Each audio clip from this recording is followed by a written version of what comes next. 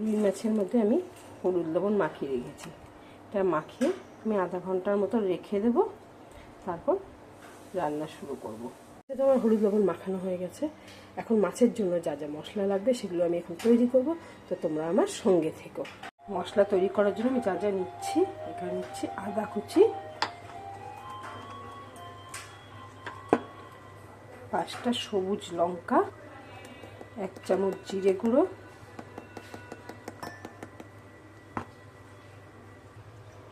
আর দিয়ে দিচ্ছি 3টে এলাচ আর 3 টুকরো ছোট ছোট দারচিনি। তো এটা দিয়ে আমি এখন একটা পেস্ট বানিয়ে নেব। তো পেস্ট আমার রেডি। এই দেখো, আদা, লঙ্কা, জিরে গুঁড়ো আর এলাচ, আর এর মধ্যে 3টে দারচিনির টুকরো দিয়েছি। এটা দিয়ে একটা পেস্ট হয়ে গেল। ঢেকে রেখে দিলাম, সাইডে করে দিলাম। আর দেব হচ্ছে পেঁয়াজ কুচি আর একটা টমেটো পেস্ট। এই যাবে আমার রান্নার মধ্যে, আর যাবে গোটা জিরে ফোড়ন। মাছের ঝোলের জন্য আমি লম্বা লম্বা করে আলু কেটে নিয়েছি, পেঁয়াজটাকেও এরকম লম্বা লম্বা করে ঝিরি করে কেটেছি, আর টমেটোকেও এরকমভাবে ঝিরি করে কেটেছি। তোমরা চাইলে এরকম ছোট ছোট কুচি করে কাটা টমেটো পরে ইউজ করতে পারো, আর পেস্ট করেও করতে পারো। তবে আমি আজকে টমেটোটাকে কুচি কুচি করে রেখেছি, কিন্তু পেস্ট বানাবো। তো এই হচ্ছে আমার রান্নার উপকরণ, তোমাদের দেখিয়ে দিলাম। আস্তে আস্তে আমি রান্না শুরু করছি, তোমরা আমার সঙ্গে থেকো। কড়াই গরম হয়ে গেছে। মাছ ভাজার জন্য কড়াইতে নিয়ে নিচ্ছি সর্ষের তেল। যার যতটা পরিমাণ সর্ষের তেল লাগবে সে ততটা পরিমাণ সর্ষের তেল নেবে। আমার যতটা লেগেছিল আমি নিয়ে নিয়েছি। এখন আমি তেল ভালো করে গরম হয়ে গেলে পরে মাছ ভাজা শুরু করে দেবো। তেল গরম হয়ে গেছে, আমি মাছ আস্তে আস্তে ছেড়ে দেবো।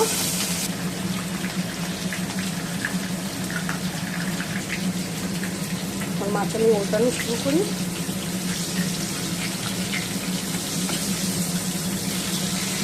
এক সাইড ভাজা হয়ে গেছে, এখন সব মাছগুলো আমি আস্তে আস্তে উল্টাতে থাকি। সব মাছ আমি উল্টে দিয়েছি। এখন এই মাছগুলো ভাজা হয়ে গেলে বাকি মাছগুলো আমি ভেজে নেব। মাছগুলো আমি উল্টে দিই।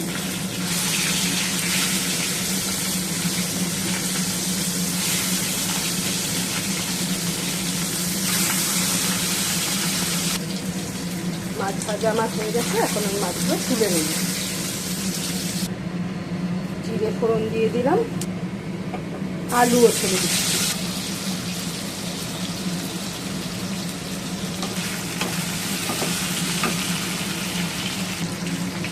লবণ দিয়ে দিলাম।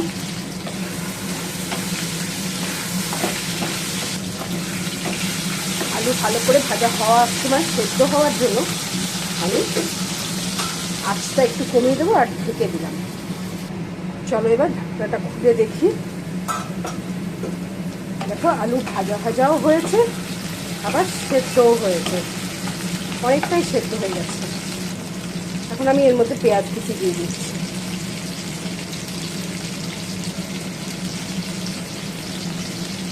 আমার রান্না হচ্ছে যতটা খাটনি কম করে রান্না করা যায়, বুঝলে তো বন্ধুরা। রান্নাও হবে কিন্তু খাটনিটাও কম হবে, যত শর্টকাটে করে নেওয়া যায়। কারণ আমার মনে হয় যদি সব সময় রান্নার পেছনেই সময়টা দিই, তাহলে জীবনে আর রইল বা কি। চলো আবার ঢাকনাটা খুলে দেখি।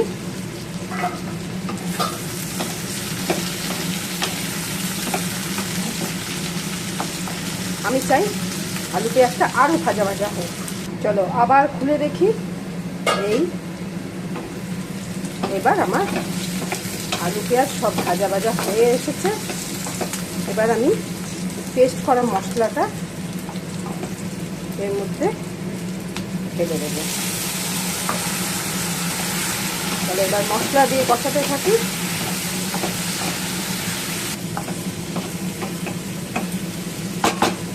এবার আমি টমেটো পেস্ট করে রেখেছিলাম সেটা দিয়ে দেবো।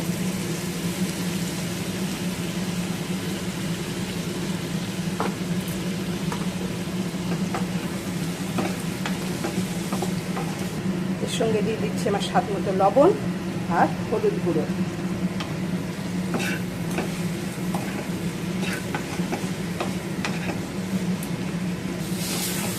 মশলা কষানো আমার হয়ে গেছে।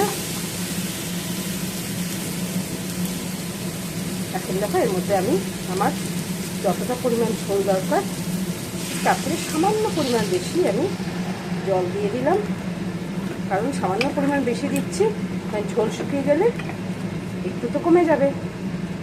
তবে যদি একদম সমান সমান জল দিই, যতটা ঝোল আমার লাগবে ততটাই যদি জল দিই সেটা আরও কমে যাবে। তো তার থেকে একটু বেশি পরিমাণ আমি জল দিলাম।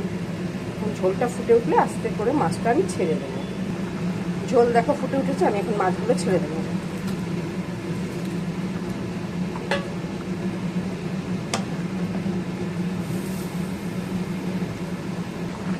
দেখো মাছের ঝোল আমার রেডি। খুব সিম্পল, প্রতিদিনের খাওয়ার জন্য এই ঝোল খুব উপকারী। আমাদের রোজকার জীবনে কি আমরা প্রতিদিন রিচ রান্না খাই? তা নিশ্চয়ই খাই না, কেউই খায় না, আমিও খাওয়া পছন্দ করি না। সপ্তাহে একদিন সেটা চলতেই পারে, শনি কিংবা রবিবার, যেদিন সবাই বাড়িতে থাকে আমি সেদিনই বাড়িতে একটু অন্যরকম একটু রিচ রান্না করে থাকি। তো এরকম হালকা রোজ খাওয়াটাই আমার মনে হয় খুব ভালো, তো আমি সেটাই করেছি। তোমাদের আমার রান্না কেমন লাগলো অবশ্যই জানিও। যদি ভিডিওটা আমার ভালো লেগে থাকে তো কমেন্টস করতে কিন্তু ভুলো না। আমি তোমাদের কমেন্টসের অপেক্ষায় রইলাম, অবশ্যই আমাকে জানিও। আজকের মতো রাখি, চলো টাটা।